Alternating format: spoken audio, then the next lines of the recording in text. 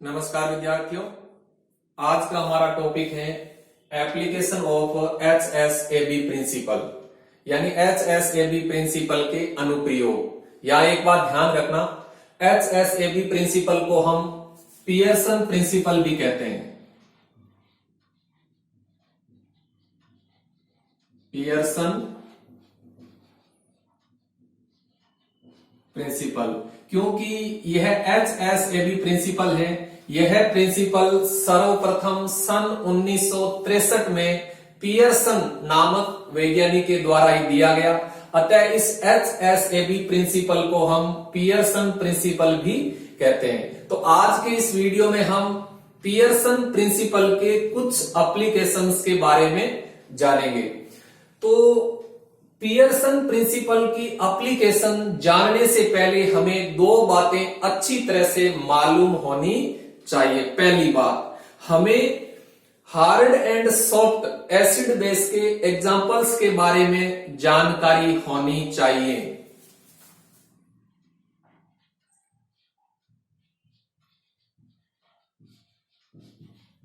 Examples of hard and soft acid base. हमें hard and soft acid base के examples के बारे में जानकारी होनी चाहिए। दूसरी बात, पियर्सन प्रिंसिपल के अनुसार यदि hard acid plus hard base या फिर soft acid plus soft base के कॉम्बिनेशन से जो कंपाउंड बनते हैं वे कंपाउंड अपेक्षाकृत मोर स्टेबल होते हैं। तो मोर स्टेबल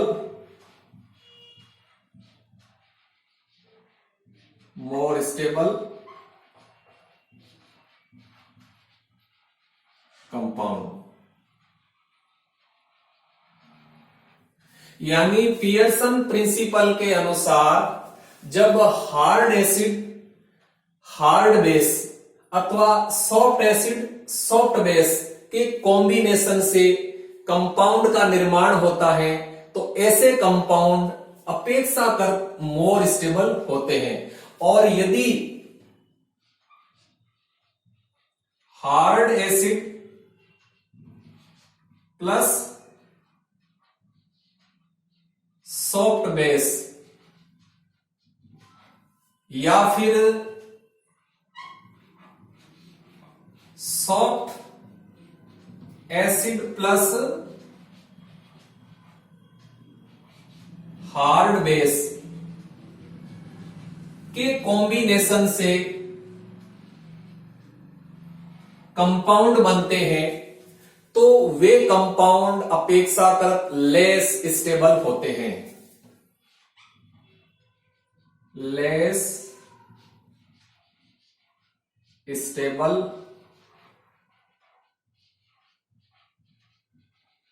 कंपाउंड।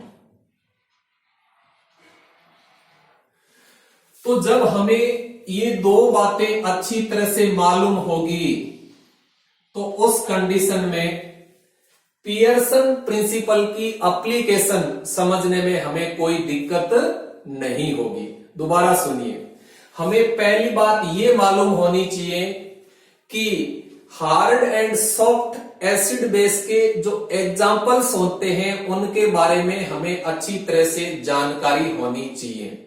दूसरी बात, पियर्सन प्रिंसिपल के अनुसार यदि हार्ड हार्ड अथवा सॉफ्ट सॉफ्ट कॉम्बिनेशन से जो कंपाउंड बनते हैं वे कंपाउंड मोर स्टेबल होते हैं, और इसके विपरीत यदि सॉफ्ट हार्ड अथवा हार्ड सॉफ्ट के कॉम्बिनेशन से जो कंपाउंड बनते हैं वे कंपाउंड लेस स्टेबल होते हैं।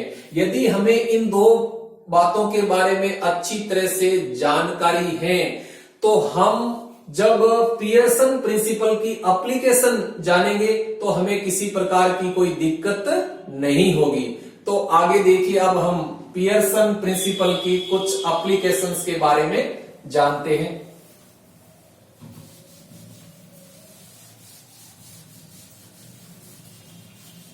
तो पहली एप्लीकेशन लेते हैं हम, relative stability of complexes. Relative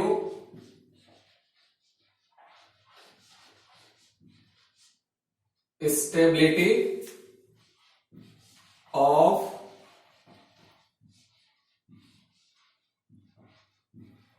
complexes, यानी संकुल यौगिकों का आपेक्षिक स्थायित्व। पियर्सन प्रिंसिपल के आधार पर हम संकुल यौगिकों के आपेक्षिक स्थायित्व का निर्धारण कर सकते हैं। देखो कैसे करेंगे। तो सबसे पहले देखिए कि कॉम्प्लेक्स कब बनते हैं, यानी संकुल यौगिक का निर्माण कब होता है। देखो, जब मेटल के साथ में लिगेंड, जब मेटल के साथ में लिगेंड्स जुड़ जाते हैं तब कॉम्प्लेक्स का निर्माण होता है।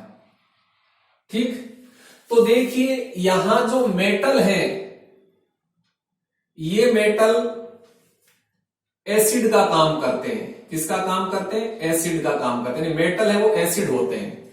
और जो लिगेंड्स हैं, ये लिगेंड्स बेस का काम करते हैं। किसका काम करते हैं? बेस। ठीक, अब देखो, जब किसी कॉम्प्लेक्स का निर्माण होता है तब यदि हार्ड हार्ड अथवा सॉफ्ट सॉफ्ट कॉम्बिनेशन होता है तो उस कंडीशन में जो कॉम्प्लेक्स बनेगा वह कॉम्प्लेक्स मोर स्टेबल होगा। और यदि हार्ड सॉफ्ट अथवा सॉफ्ट हार्ड के कॉम्बिनेशन से कॉम्प्लेक्स बनेगा तो वह कॉम्प्लेक्स अपेक्षाकृत लेस स्टेबल होगा। ठीक, यानी हमारे पास में कोई कॉम्प्लेक्स है, हमें पता करना है कि यह कॉम्प्लेक्स मोर स्टेबल है या लेस स्टेबल है। तो हमें क्या देखना है कि उस कॉम्प्लेक्स के अंदर कौन सा कॉम्बिनेशन है। यदि कॉम्प्लेक्स के अंदर हार्ड हार्ड अथवा सॉफ्ट सॉफ्ट कॉम्बिनेशन है तो वह कॉम्प्लेक्स मोर स्टेबल होगा। और यदि कॉम्प्लेक्स के अंदर हार्ड सॉफ्ट अथवा सॉफ्ट हार्ड कॉम्बिनेशन है तो वह कॉम्प्लेक्स अपेक्षाकृत लेस स्टेबल होगा। ठीक, तो इस प्रकार से हम संकुल यौगिकों के आपेक्षिक स्थायित्व का निर्धारण है वो पियर्सन प्रिंसिपल के आधार पर आसानी से कर सकते हैं। जैसे हम देखो यहां इसको एक एग्जांपल के द्वारा समझते हैं। मान लीजिए अपने पास में एक संकुल आयन है सिल्वर आयोडाइड, ये अपने पास में एक संकुल आयन है। और एक अपने पास में संकुल आयन है सिल्वर फ्लोराइड।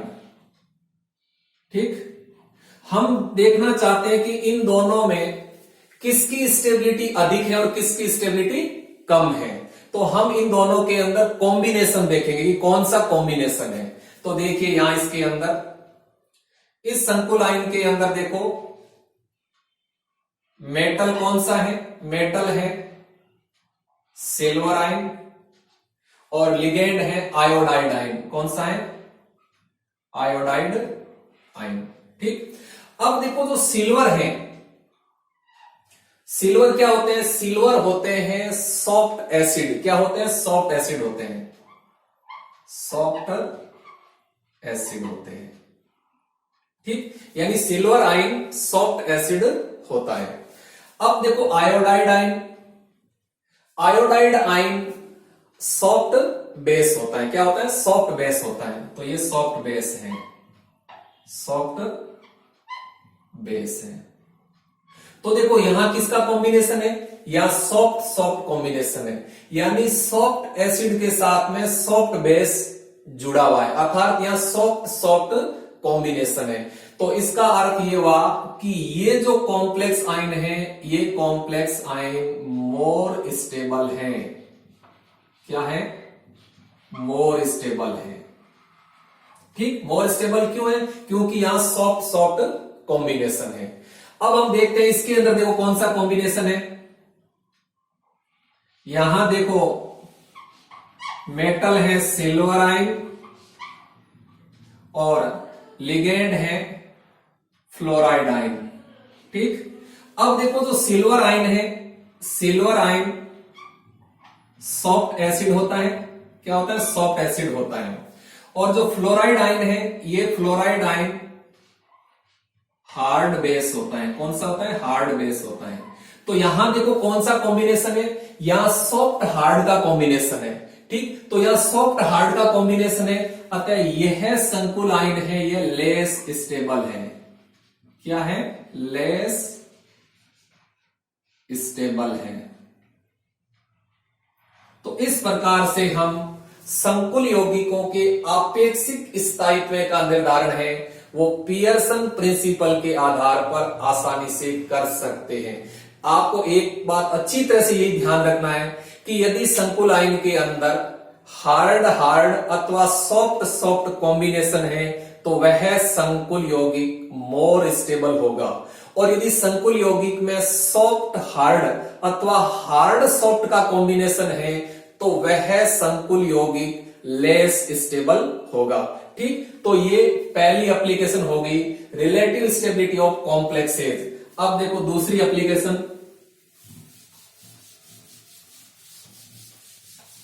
पियर्सन प्रिंसिपल की दूसरी एप्लीकेशन। दूसरी एप्लीकेशन है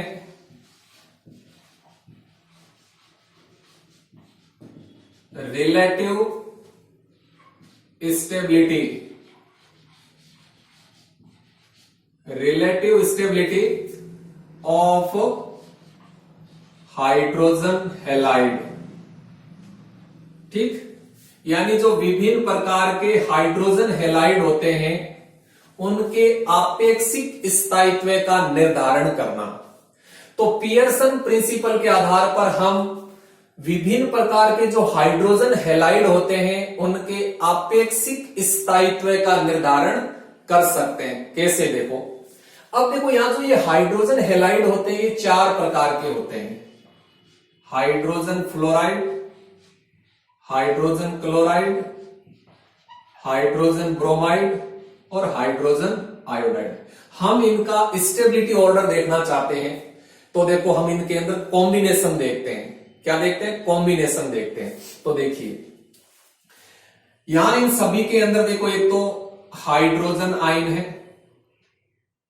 ठीक, और हाइड्रोजन आयन क्या है? हाइड्रोजन आयन एक हार्ड एसिड होता है। क्या होता है? Hard acid. तो ये हार्ड एसिड है। ठीक, हाइड्रोजन आयन क्या है? हार्ड एसिड होता है। और बाकी इनके अंदर देखो हैलाइड आयन है, यानी fluoride ion, chloride ion, bromide ion और आयोडाइड आयन। ठीक, और यहां देखो हाइड्रोजन आयन हार्ड एसिड है, तो इसके साथ में जुड़ने वाले हैलाइड आयन की हार्डनेस यानी कठोरता जितनी अधिक होगी, हाइड्रोजन हैलाइड की स्टेबिलिटी उतनी ही अधिक होगी। ठीक, तो ये जो चार प्रकार के हैलाइड आयन हैं, हम इनकी हार्डनेस का क्रम देखते हैं, इनकी कठोरता का क्रम देखते हैं, तो इनमें सबसे ज्यादा हार्डनेस यानी कठोरता फ्लोराइड आयन की होती है, इससे कम क्लोराइड की होती है, उससे कम ब्रोमाइड की होती है, और आयोडाइड आयन की हार्डनेस यानी कठोरता सबसे कम होती है। तो ये इनकी हार्डनेस यानी कठोरता का क्रम हो गया। किसका क्रम हो गया? कठोरता।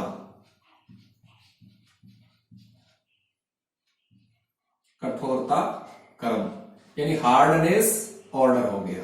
ठीक, तो अब देखो इनकी स्टेबिलिटी क्या होगी, यानी जब फ्लोराइड आयन हाइड्रोजन आयन के साथ जुड़ेगा तो उस समय जो कंपाउंड बनेगा उसकी स्टेबिलिटी सबसे अधिक होगी, अर्थात हाइड्रोजन फ्लोराइड की स्टेबिलिटी सबसे अधिक होगी। और जब इस हाइड्रोजन आयन के साथ में आयोडाइड आयन जुड़ेगा तो उस समय जो कंपाउंड बनेगा उसकी स्टेबिलिटी यहां सबसे कम होगी, क्योंकि देखो यहां हाइड्रोजन आयन है वो हार्ड एसिड है, जबकि जो आयोडाइड है वो आयोडाइड एक सॉफ्ट बेस है, क्योंकि इस आयोडाइड आयन की जो हार्डनेस है, कठोरता है, वो इन चारों में सबसे कम है। तो अतः इनकी जो स्टेबिलिटी ऑर्डर क्या हो गया, देखो सबसे ज्यादा स्टेबिलिटी किसकी होगी, HF की होगी। इससे कम स्टेबिलिटी होगी HCl की, इससे कम स्टेबिलिटी होगी HBr की, और HI की स्टेबिलिटी सबसे कम होगी। तो ये इनका स्टेबिलिटी ऑर्डर हो गया। क्या हो गया, स्टेबिलिटी ऑर्डर। अच्छी तरह से याद रखना, यानी HF की स्टेबिलिटी सबसे अधिक होती है और HI की स्टेबिलिटी सबसे कम होती है। तो ये दूसरी एप्लीकेशन हो गई HSAB प्रिंसिपल की, relative stability of hydrogen halides. ठीक, नेक्स्ट एप्लीकेशन देखो, तीसरी एप्लीकेशन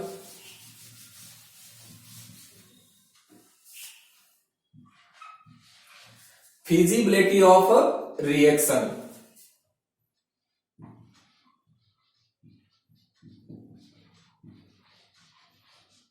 फिजिबिलिटी ऑफ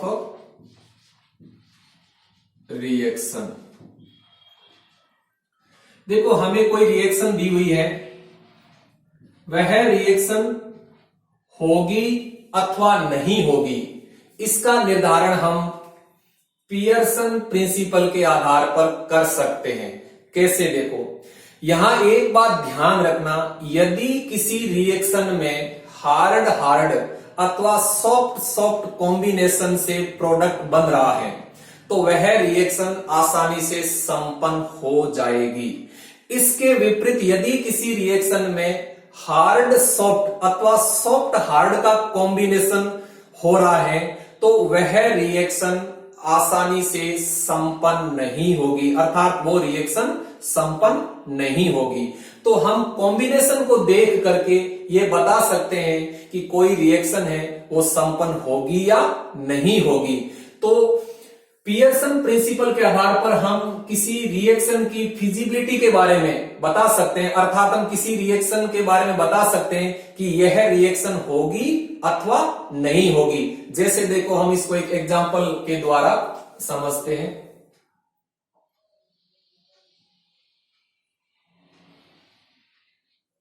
तो देखो हम यहां दो रिएक्शन लेते हैं, एक reaction caesium fluoride plus lithium iodide, इनके बीच ये रिएक्शन है।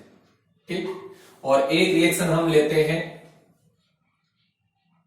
Mercuric iodide plus beryllium fluoride, ये रिएक्शन है। अब इनमें देखो कौन सी रिएक्शन होगी और कौन सी रिएक्शन नहीं होगी, ये हम पियर्सन प्रिंसिपल के आधार पर बता सकते हैं। कैसे, देखो अब आप देखिए यहां जो सीजियम आयन है, ये सीजियम आयन सॉफ्ट एसिड होता है। क्या होता है, सॉफ्ट एसिड होता है। और फ्लोराइड आयन हार्ड बेस होता है। क्या होता है, हार्ड बेस होता है। ठीक, इसी प्रकार यहां देखिए लिथियम आयन और आयोडाइड आयन है। ठीक, यहां जो लिथियम आयन है यह है हार्ड एसिड है। क्या है, हार्ड एसिड है। और आयोडाइड आयन है यह सॉफ्ट बेस है। क्या है, सॉफ्ट बेस है। तो यहां हम देख रहे हैं कि इसके अंदर सॉफ्ट हार्ड का कॉम्बिनेशन है और इसके अंदर हार्ड सॉफ्ट का कॉम्बिनेशन है। इसका मतलब ये दोनों यौगिक कम स्थायी है, यानी इनकी स्टेबिलिटी कम है, अर्थात इनके मध्य रिएक्शन हो जाएगी। तो जब इनके बीच में रिएक्शन होगी तब देखो कौन सा कॉम्बिनेशन होगा। यहां देखो ये हार्ड एसिड है, इस हार्ड एसिड के साथ में ये जो सॉफ्ट एसिड है, इस सॉफ्ट एसिड के साथ में ये सॉफ्ट बेस जुड़ जाएगा। तो यहां बन जाएगा सीजियम आयोडाइड, क्या बन जाएगा, सीजियम आयोडाइड। और दूसरा क्या बन जाएगा, ये देखो हार्ड एसिड है, इस हार्ड एसिड के साथ में ये हार्ड बेस जुड़ जाएगा, यानी लिथियम फ्लोराइड बन जाएगा। ठीक, तो देखो अब यहां जो ये प्रोडक्ट बने हैं, ये प्रोडक्ट अपेक्षाकृत रिएक्टेंट की तुलना में मोर स्टेबल है। क्यों, क्योंकि देखो यहां क्या है, देखो यहां सीजियम है, जो सीजियम आयन है ये हम सॉफ्ट एसिड होता है। ठीक, और आयोडाइड आयन है ये सॉफ्ट बेस होता है। तो यहां देखो सॉफ्ट सॉफ्ट कॉम्बिनेशन है, और यदि किसी यौगिक के अंदर सॉफ्ट सॉफ्ट कॉम्बिनेशन होता है तो पियर्सन प्रिंसिपल के अनुसार वह यौगिक मोर स्टेबल होता है। ठीक, और इसी प्रकार यहां देखिए लिथियम, यहां जो लिथियम आयन है ये हार्ड एसिड है, क्या है, हार्ड एसिड है, और फ्लोराइड आयन है ये हार्ड बेस है। तो यहां देखो हार्ड हार्ड कॉम्बिनेशन है, तो हार्ड हार्ड कॉम्बिनेशन होने से क्या होगा, ये कंपाउंड है ये मोर स्टेबल होगा। तो ये जो रिएक्शन है, ये रिएक्शन आसानी से संपन्न होगी, क्योंकि इस रिएक्शन में सॉफ्ट सॉफ्ट कॉम्बिनेशन एवं हार्ड हार्ड कॉम्बिनेशन के द्वारा मोर स्टेबल प्रोडक्ट का निर्माण होता है। अतः यह रिएक्शन आसानी से संपन्न हो जाती है। अब देखो इस रिएक्शन को देखिए, इस रिएक्शन में देखो एक तो मर्क्यूरिक आयन है और एक आयोडाइड आयन है। ठीक, यहां जो मर्क्यूरिक आयन है ये सॉफ्ट एसिड है, क्या है, सॉफ्ट एसिड है, और यहां जो आयोडाइड आयन है ये आयोडाइड आयन सॉफ्ट बेस है। तो देखो यहां क्या है, सॉफ्ट सॉफ्ट कॉम्बिनेशन है, तो सॉफ्ट सॉफ्ट कॉम्बिनेशन होने के कारण जो मर्क्यूरिक आयोडाइड है ये मोर स्टेबल है, इसकी स्टेबिलिटी अधिक है। और इसी प्रकार इसके अंदर देखिए बेरिलियम आयन और फ्लोराइड आयन है। तो बेरिलियम क्या है, बेरिलियम हार्ड एसिड है, हार्ड एसिड है, और फ्लोराइड हार्ड बेस है। तो देखो यहां भी क्या है, हार्ड हार्ड कॉम्बिनेशन है, तो हार्ड हार्ड कॉम्बिनेशन होने के कारण बेरिलियम फ्लोराइड है वो मोर स्टेबल है, इसकी स्टेबिलिटी अधिक है। अर्थात ये दोनों जो यौगिक हैं ये मोर स्टेबल है, इनकी स्टेबिलिटी अधिक है, अतः इनके बीच में कोई रिएक्शन नहीं होगी। तो यहां नो रिएक्शन, नो रिएक्शन। तो इस प्रकार से हम पियर्सन प्रिंसिपल के आधार पर ये आसानी से बता सकते हैं कि कौन सी रिएक्शन होगी और कौन सी रिएक्शन नहीं होगी। लेकिन ध्यान रखना, ऐसा करते समय आपको उस रिएक्शन में होने वाला कॉम्बिनेशन देखना है। यदि किसी रिएक्शन में हार्ड हार्ड अथवा सॉफ्ट सॉफ्ट कॉम्बिनेशन से प्रोडक्ट बन रहा है तो वह रिएक्शन आसानी से संपन्न होगी। और इसके विपरीत यदि किसी रिएक्शन में हार्ड सॉफ्ट अथवा सॉफ्ट हार्ड कॉम्बिनेशन से प्रोडक्ट बनने की पॉसिबिलिटी है तो वह रिएक्शन संपन्न नहीं होगी, क्योंकि उस रिएक्शन में जो रिएक्टेंट है वो पहले से ही मोर स्टेबल है। तो मोर स्टेबल होने के कारण उन यौगिकों के बीच में रिएक्शन नहीं होगी। जैसे यहां देखिए मर्क्यूरिक आयोडाइड और बेरिलियम फ्लोराइड ये दोनों ही मोर स्टेबल कंपाउंड है, इनकी स्टेबिलिटी अधिक है। तो जो इनकी स्टेबिलिटी अधिक होने के कारण इनके बीच कोई रिएक्शन पॉसिबल नहीं है। तो इस प्रकार से हम पियर्सन प्रिंसिपल के आधार पर रिएक्शन की फिजिबिलिटी के बारे में बता सकते हैं कि कोई रिएक्शन है वह होगी या नहीं होगी। तो ये तीसरी एप्लीकेशन हो गई। अब देखो नेक्स्ट एप्लीकेशन देखो नंबर 4, डायरेक्शन ऑफ रिएक्शन। चौथी एप्लीकेशन है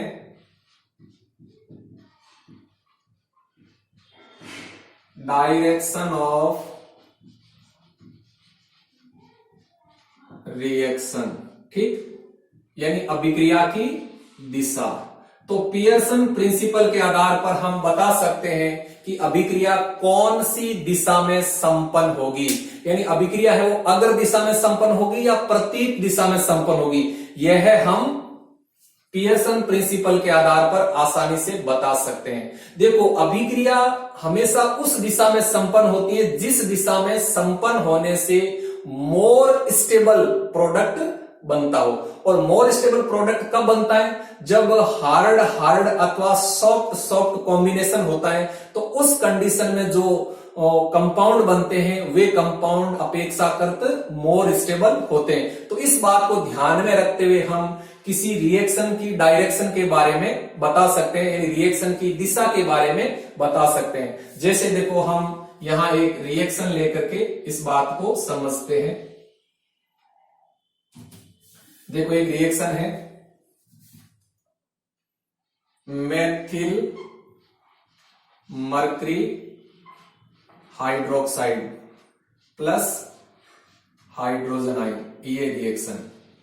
ठीक, अब ये रिएक्शन देखो होगी तब क्या होगा? तब बन जाता है HOH प्लस, यानी OH और H आयन से जुड़ करके जल बना देते हैं, और मेथिल मरकरी, मेथिल मरकरी। एक रिएक्शन और लेते हैं, देखो इधर methyl mercury HS plus H ions. यहां देखो रिएक्शन में क्या होगा? ये H आयंस SH नेगेटिव यानी हाइड्रोजन सल्फाइड, और ये हाइड्रोजन जुड़ करके क्या बना देते हैं?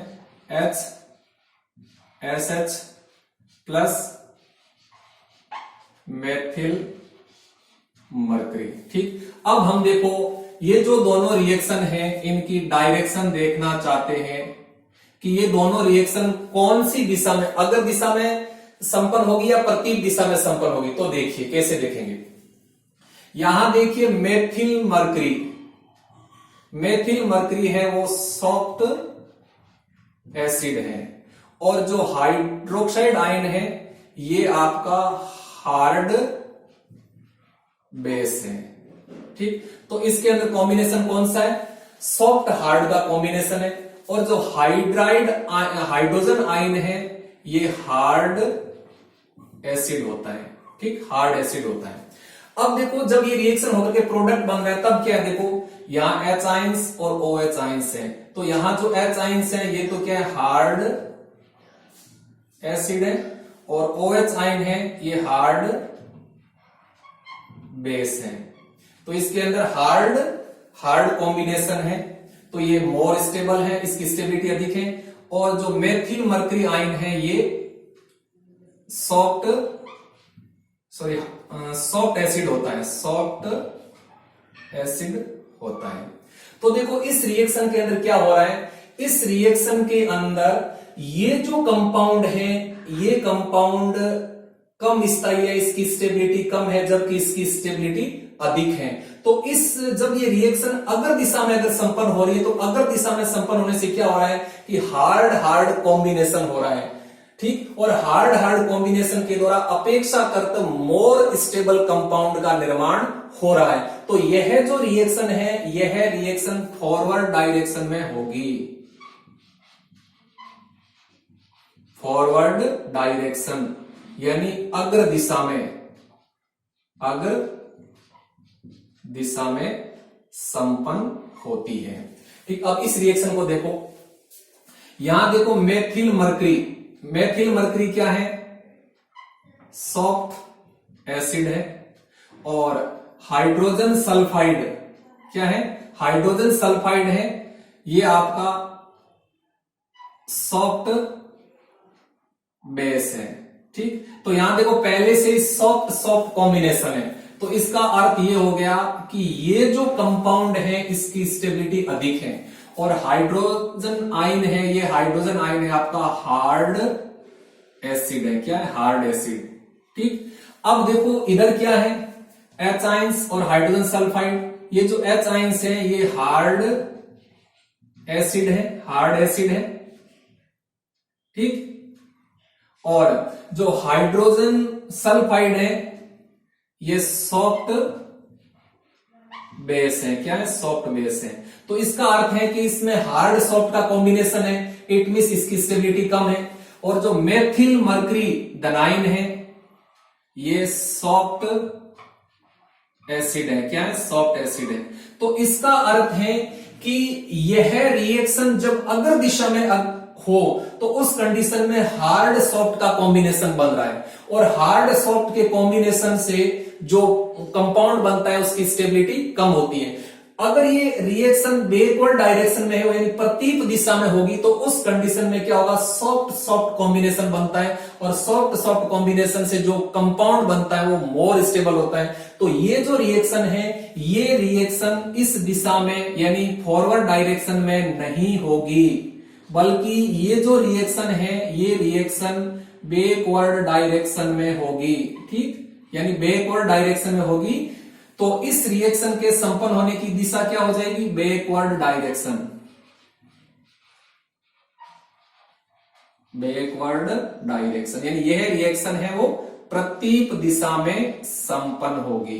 क्योंकि जब रिएक्शन प्रतीप दिशा में होगी तब क्या हो रहा है, तब सॉफ्ट सॉफ्ट कॉम्बिनेशन के द्वारा अपेक्षाकृत मोर स्टेबल कंपाउंड का निर्माण हो रहा है। तो इस प्रकार से हम पियर्सन प्रिंसिपल के आधार पर किसी रिएक्शन की दिशा के बारे में बता सकते हैं। तो आज हमने इस वीडियो में पियर्सन प्रिंसिपल के 4 एप्लीकेशंस के बारे में जाना।